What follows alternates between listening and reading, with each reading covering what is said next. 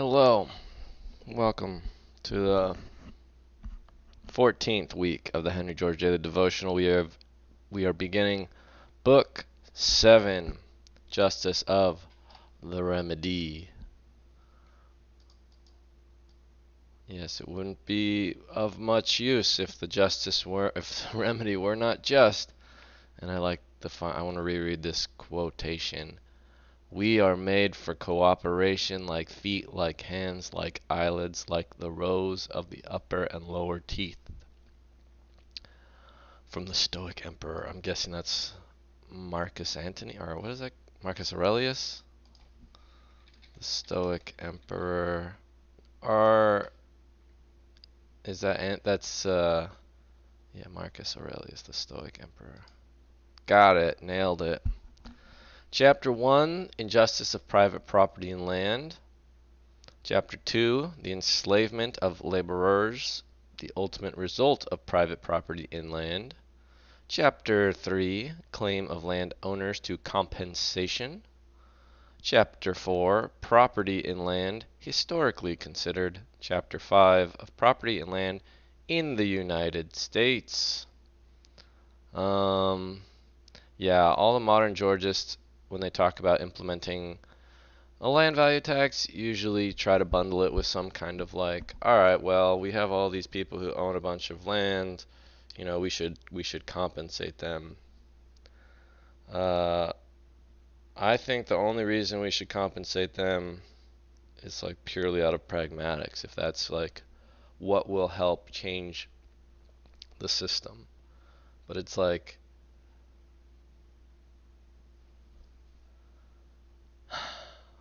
okay, one situation is somebody has a whole bunch of unjustly gotten wealth, and then it's like, okay, well, they should just, they shouldn't just get to keep it because it was unjustly gotten. But if like when you're negotiating with a terrorist, not saying that landlords are terrorists, but I am saying that landlords are sometimes terrorists. Um, you are willing to sort of compromise. So yeah, we could give them a little bit, but I don't think we have to. The other art factor would be like, you know, a person worked hard for, and justly earned some amount of their wealth, probably not even, they probably didn't, their wages were not even a just amount, but whatever, they were able to save up.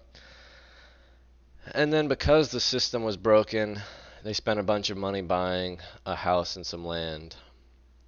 And then we switched the rules out from underneath them. That does seem a little bit different.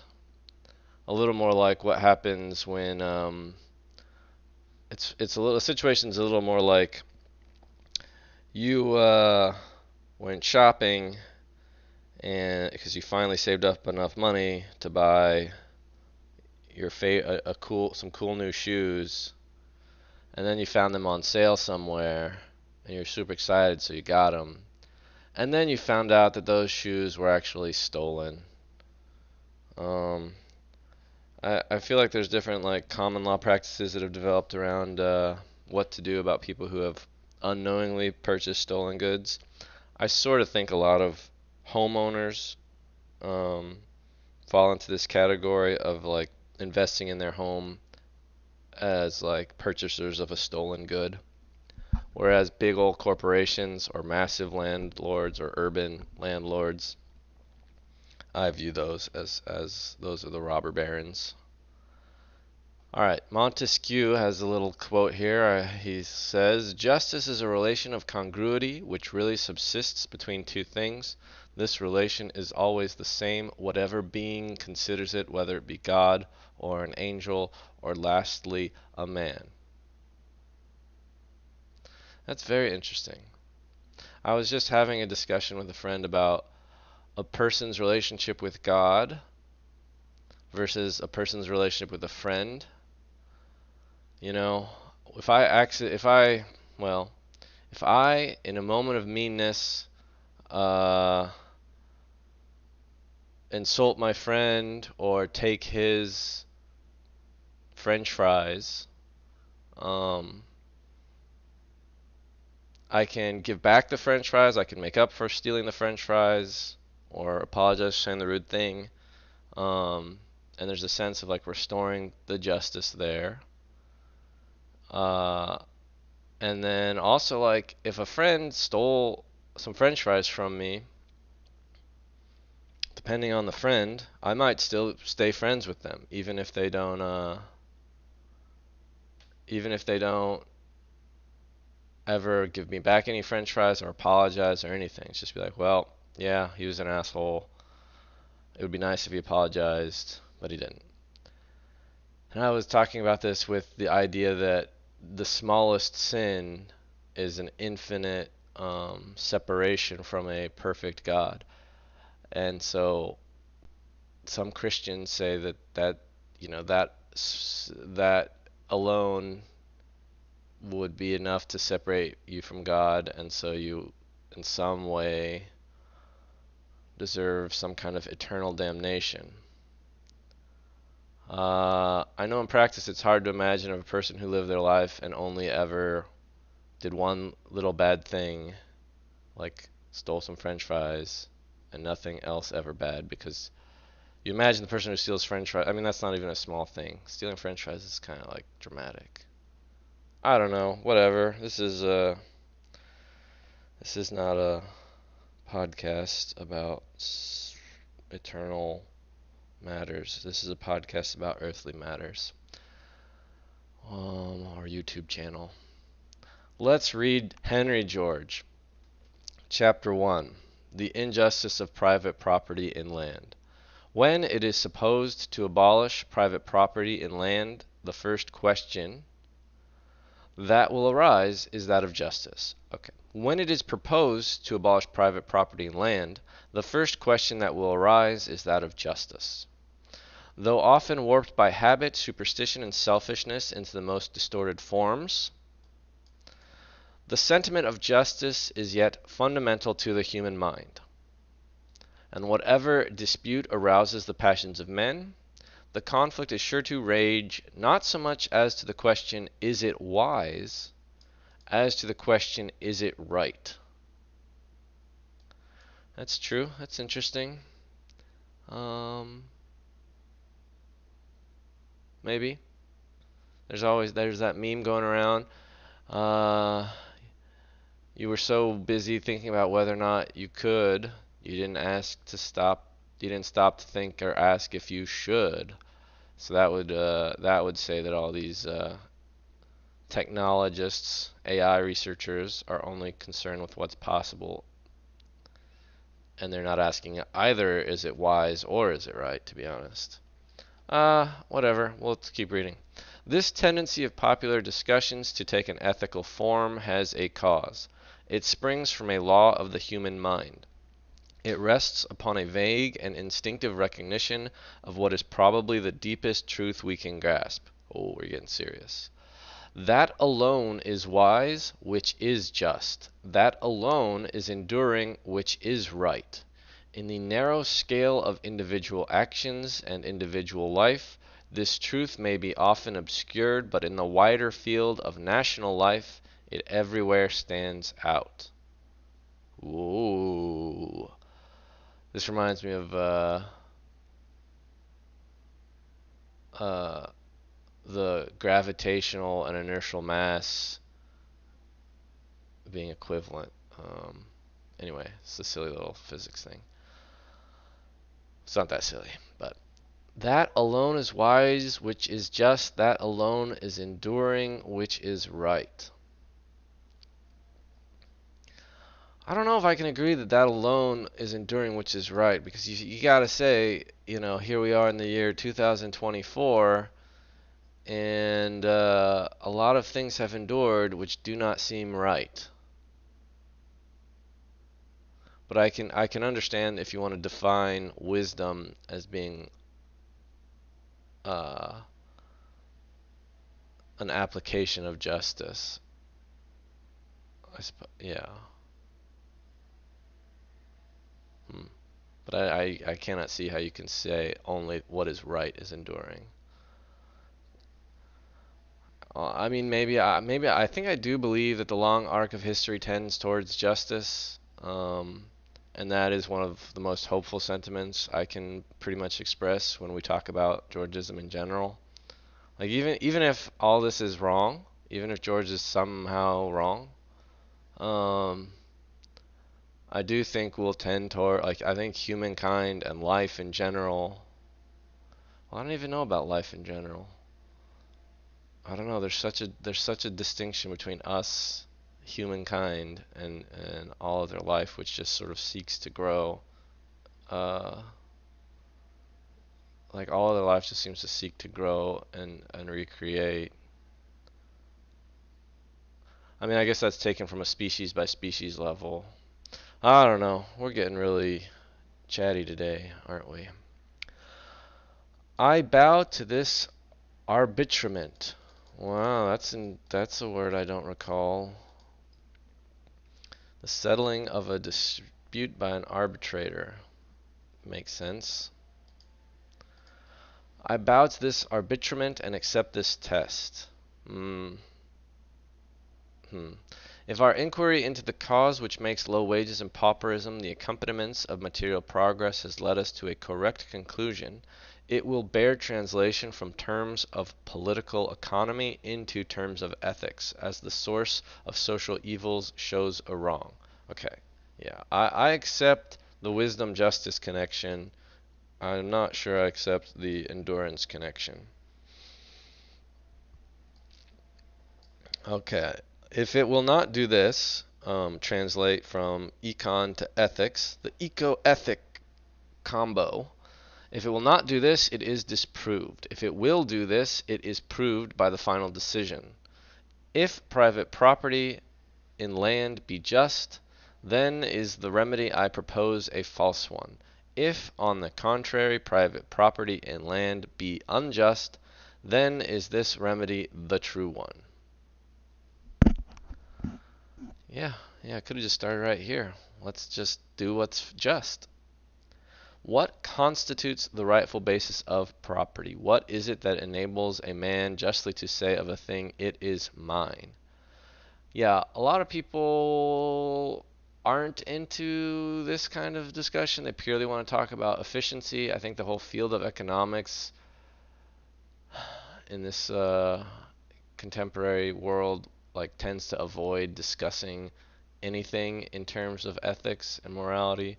They purely want to talk about efficiency and incentives because everyone, I don't know, everyone's a coward maybe. Also, from a recent podcast that I listened to in the Henry George program, there was an esteemed economist there talking about how economists are not trained at all really in philosophy or in uh, constructive debate, the idea of actually discussing with other people with opposing viewpoints and a mutual attempt to understand one another and find truth. Economists simply kind of want to present and move on, or something like that. All right, George says, we're going to talk about the rightful basis of property. He says, from what springs the sentiment which acknowledges his exclusive right as against all the world? Is it not primarily the right of a man to himself, to the use of his own powers, to the enjoyments of the fruits of his own exertions? Is it not this individual right which springs from and is testified by the natural facts of individual organization? The fact that each particular pair of hands obey a particular brain and are related to a particular stomach. The fact that each man is a definite, coherent, independent whole, which alone justifies individual ownership. As a man belongs to himself, so his labor, when put in concrete form, belongs to him. Alright, so if this is what we're taking as our basis, which is pretty key, or often comes up in these kinds of discussions. Of course, in a contemporary's viewpoint, the things that naturally come to mind are my body, my choice. So even this simple claim, when working it out, is a little bit tricky, right? We just went through a pandemic.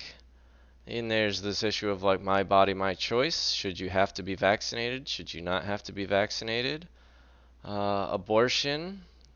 What is your body? What is your choice? I don't know. You tell me.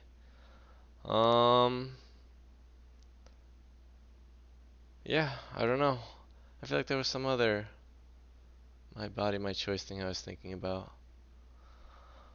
I don't know, but both people could or everyone could accept this idea and then disagree about its application in particular moments. Oh yeah, I guess the other question is self-damaging behavior, smoking cigarettes, doing other kinds of drugs.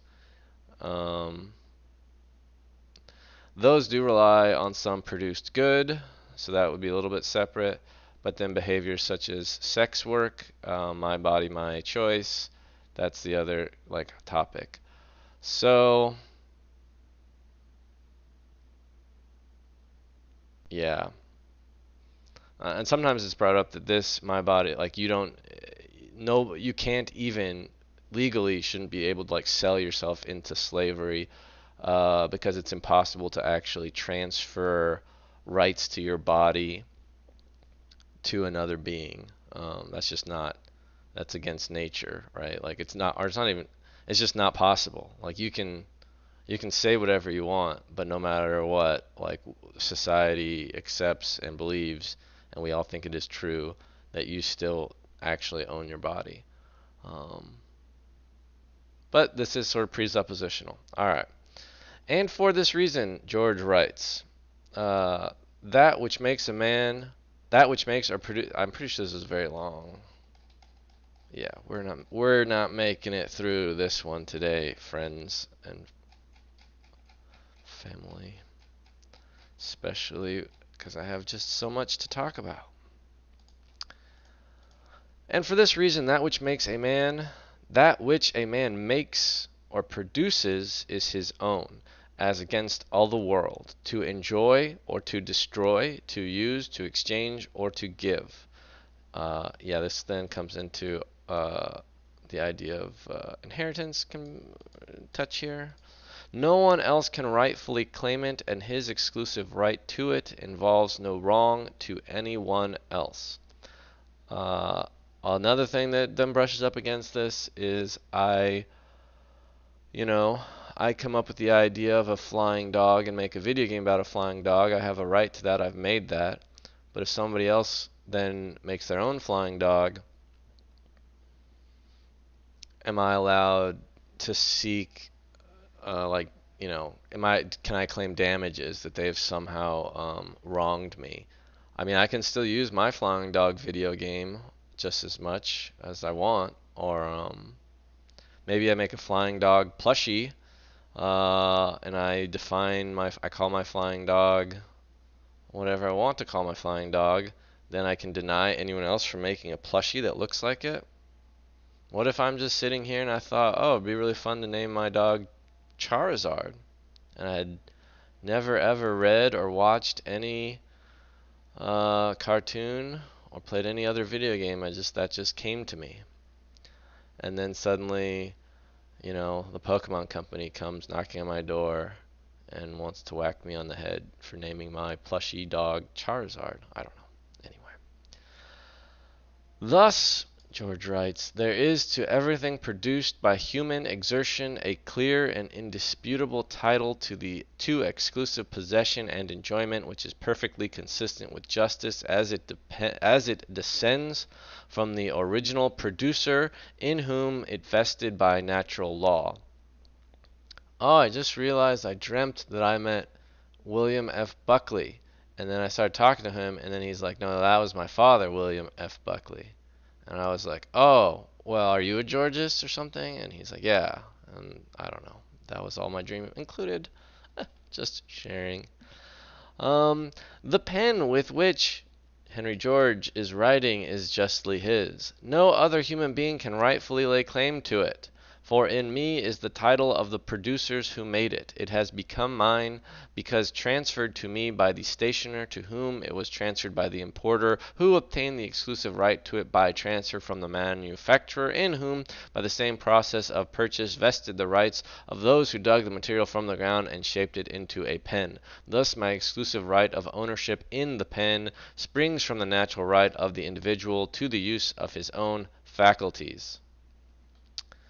Now, this is not only the original source from which all ideas of exclusive ownership arise, as is evident from the natural tendencies of the mind to revert to it when the idea of exclusive ownership is questioned, and the manner in which social relations develop, but it is necessarily the only source.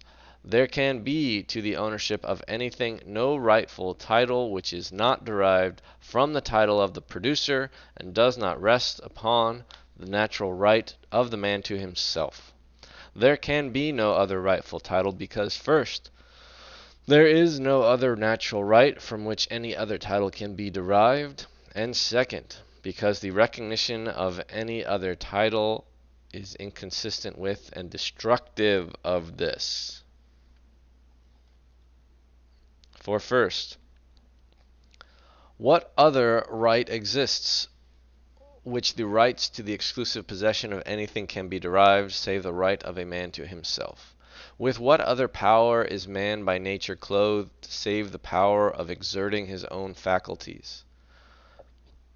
How can he in any other way act upon or affect material things or other men? Paralyze the motor nerves, and your man has no more external influence or power than a log or stone. From what else, then, can the right of possessing and controlling things be derived? If it spring not from the man himself, from what can it spring? Nature acknowledges no ownership or control in man, save as the result of exertion. In no other way can her treasures be drawn forth, her powers directed, or her forces utilized or controlled. She makes no discriminations among men, but is to all absolutely impartial. She knows no distinction between master and slave, king and subject, saint and sinner.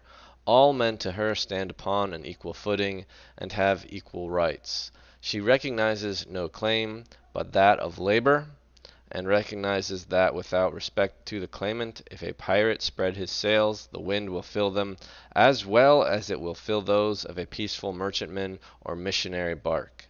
If a king and a common man be thrown overboard, neither can keep his head above water except by swimming.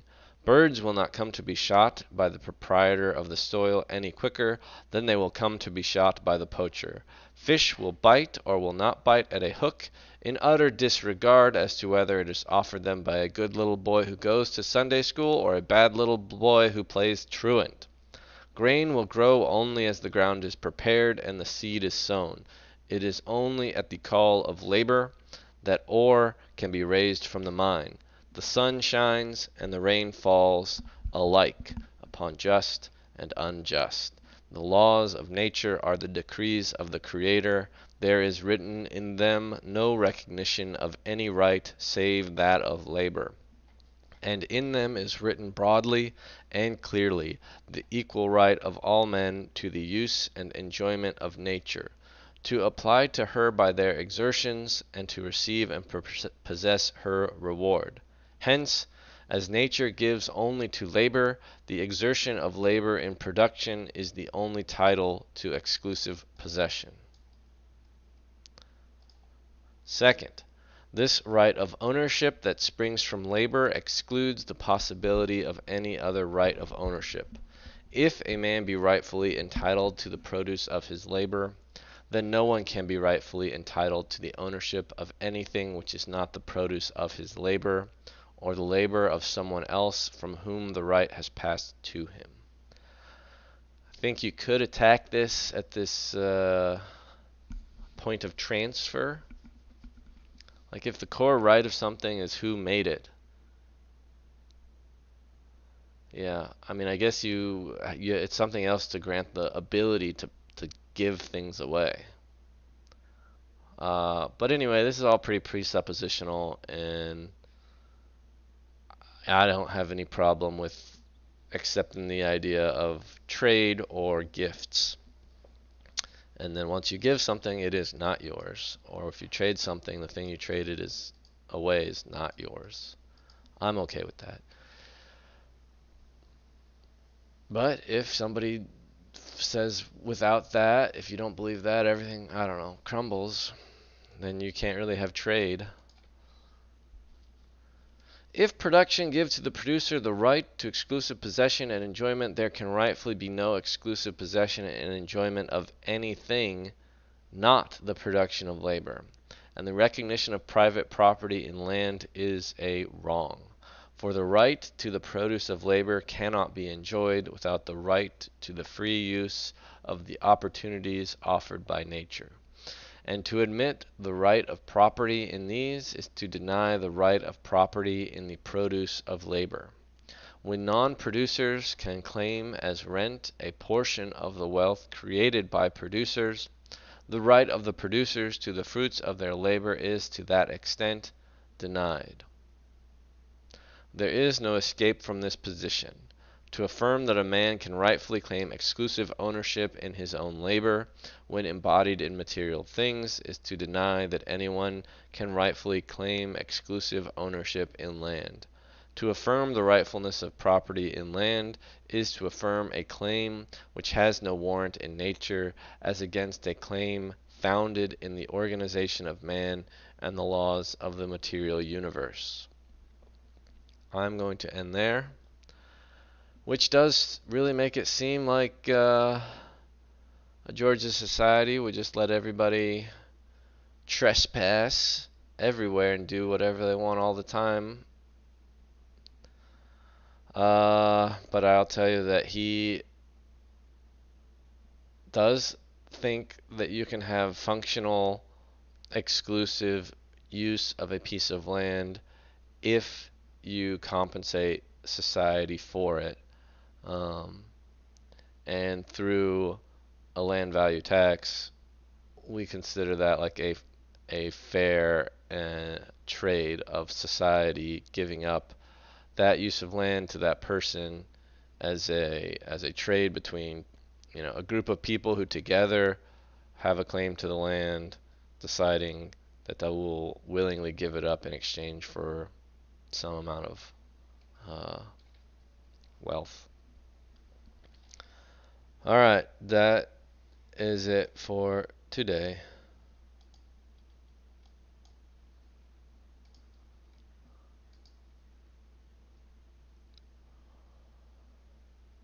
Um, yes, we start with the podcast.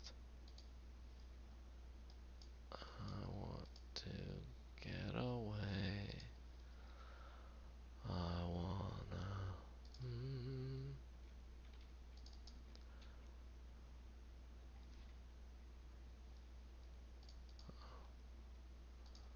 Episode 66.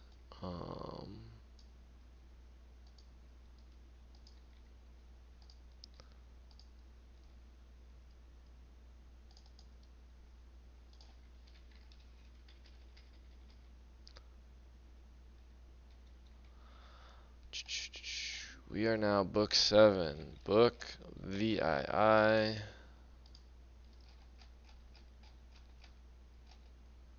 The Justice of the Remedy.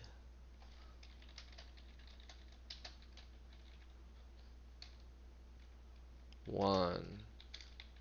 Chapter I. Injustice of private property and land. What? Injustice of private property in land. That which is wise is just, that alone which is right endures. I'm not so sure about this one because a lot of not right things have endured in history.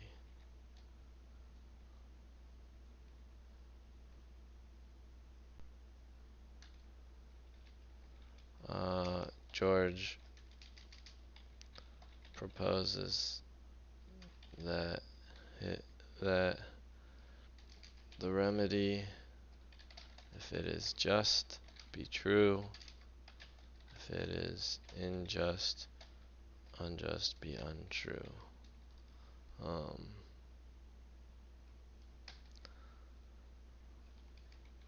uh, the basic claim is that each human has rights to themselves and their labor. Um,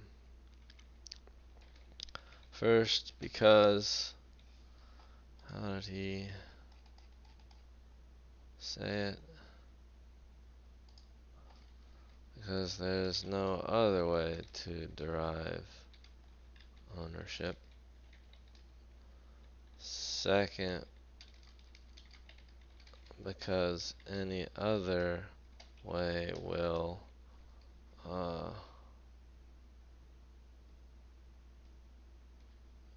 detract from the first point.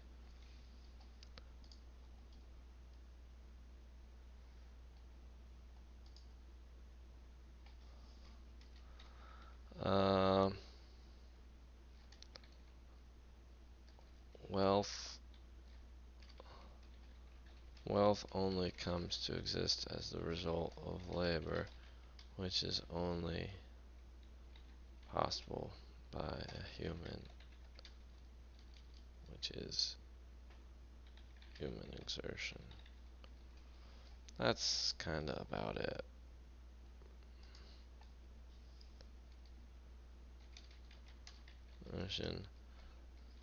And this relation doesn't matter if the labor is done by good or evil, young or old, man or woman. Labor equals production.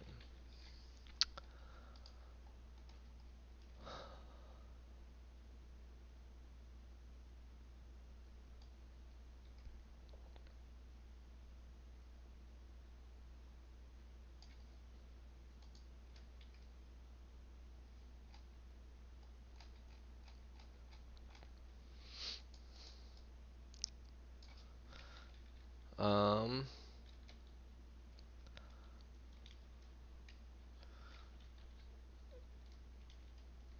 let's think about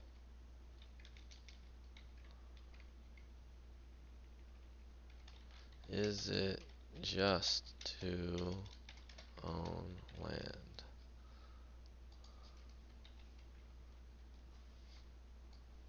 We went from the remedy to the justice of the remedy.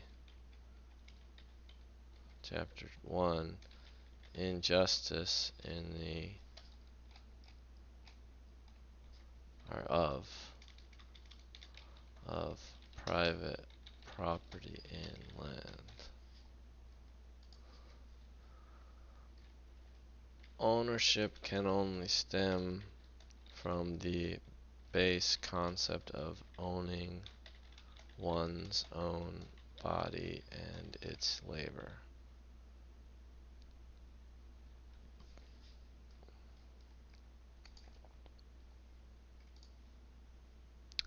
This is where, oops. Okay. We did our précis. We're about ready to upload. HEDD 66. Book 7, Chapter 1, start.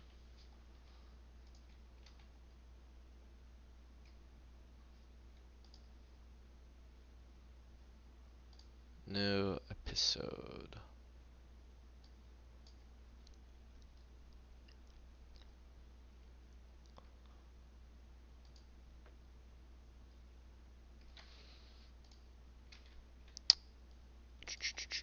HGDD. Oops.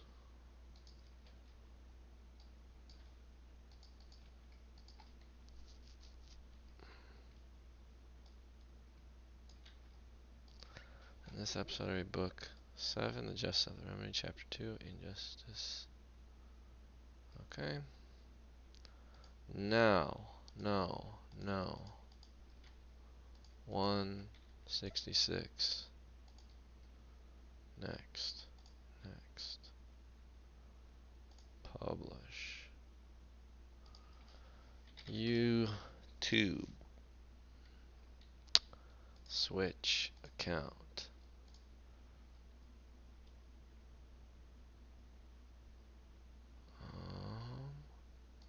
Create.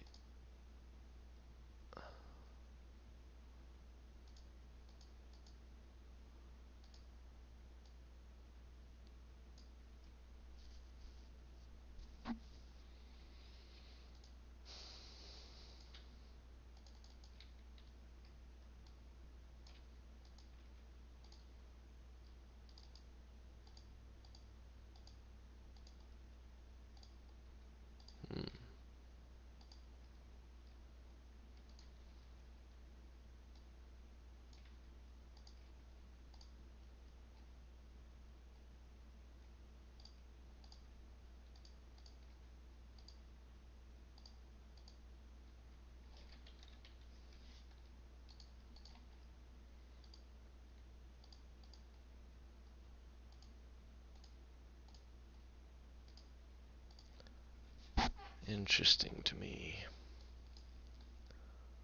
Alright. Posted. Oh, we already did this one.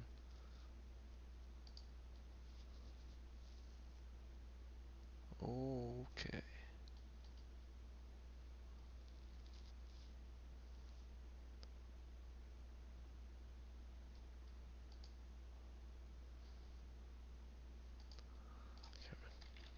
Can't exactly remember my counterpoint.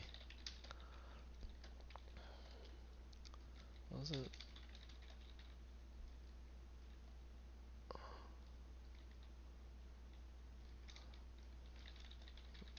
Uh, no.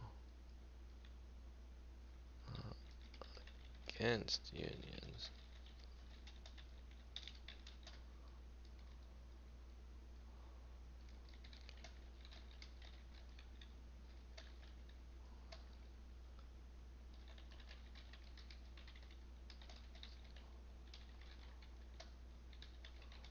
Result in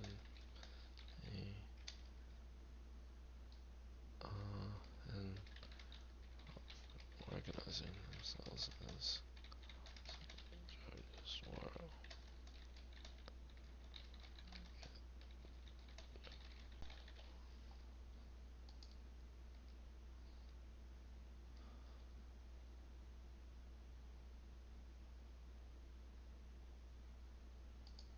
interesting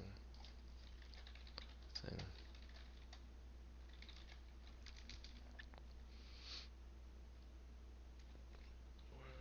Those it's like they assume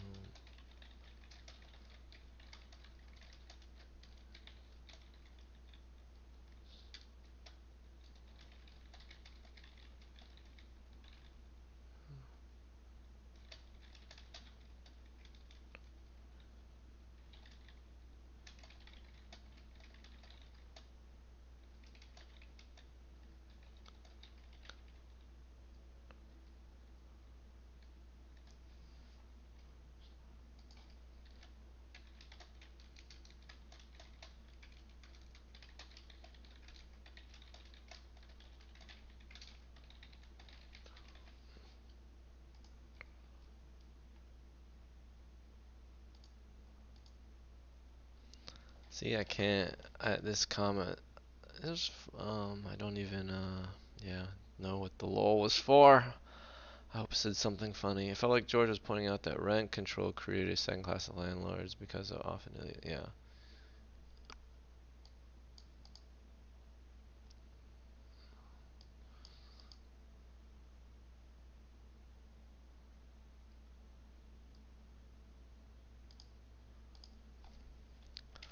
Yes, I had a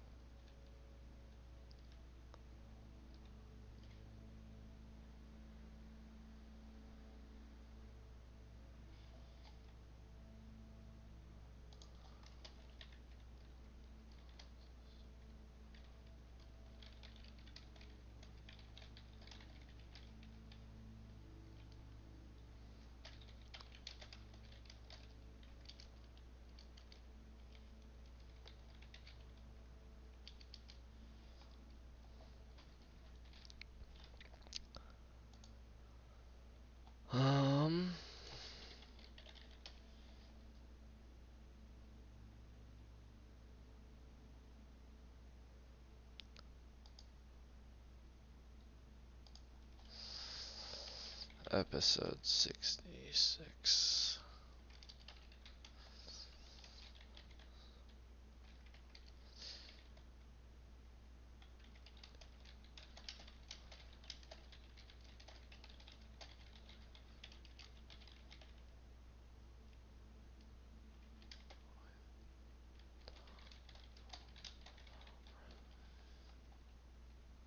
Um,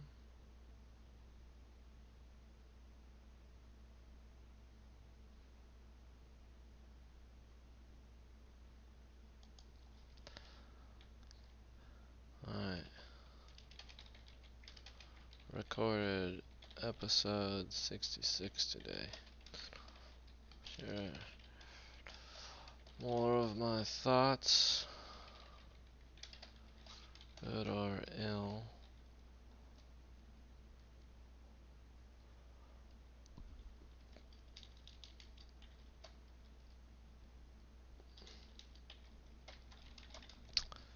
You can watch on YouTube here, or listen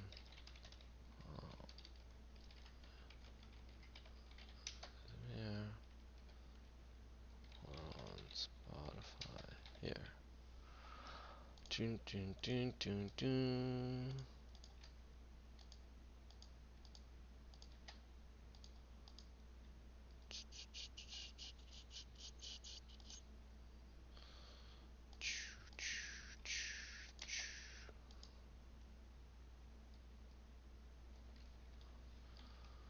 Where?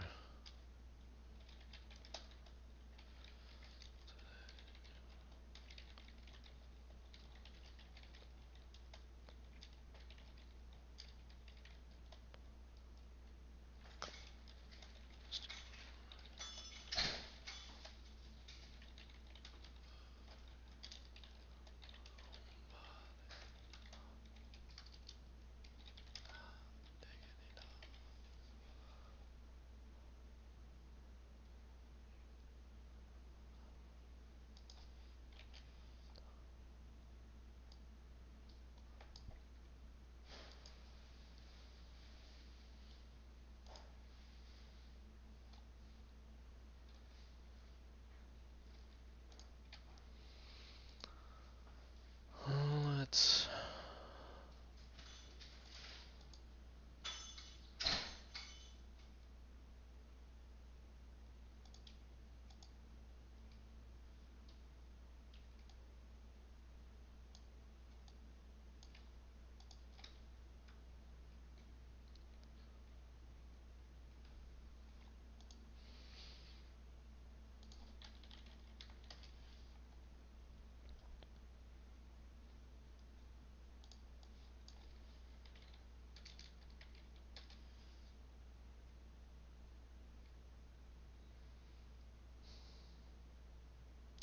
Why did I go on Instagram? What did I mean to go on Twitter? Twitter, we're here. Here's Twitter.